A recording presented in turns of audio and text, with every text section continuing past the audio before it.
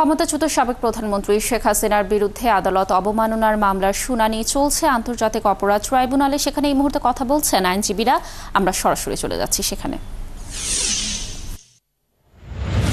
Contempt petition এটা hearing করবার জন্য আমি প্রস্তুতি নিয়ে এসেছিলাম, যেহেতু কোর্ট থেকে এটা প্রশ্নটা উত্থাপিত হয় যে কনফ্লিক্ট অফ ইন্টারেস্টের কথা। সেই বিবেচনা করে, এথিক্যাল দিক বিবেচনা করে আজকে আমাকে প্রত্যাহার করেছি। বলেছে যে আপনি যে নৈতিক জায়গা বা কনফ্লিক্ট অফ ইন্টারেস্টের জায়গা থেকে আপনি এটি শুনানি করতে পারেন কিনা এবং আপনাকে জানতে চেয়েছেন। জি জি জি। আপনি প্রত্যাহার করলেন না কোর্ট আপনাকে সরিয়ে দিল, কোনটা বিষয়টা?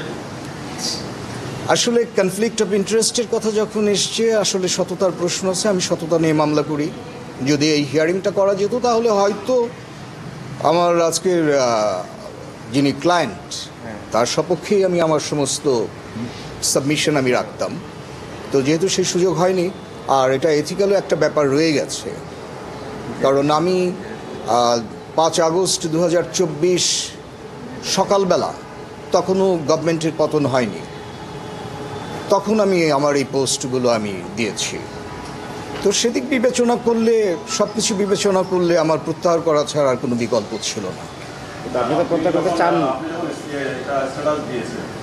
আপনাকে নিয়োগ দিয়েছে, তখনই আপনার কাছে মনে হয়নি যে এটা নৈতিকভাবে ঠিক না?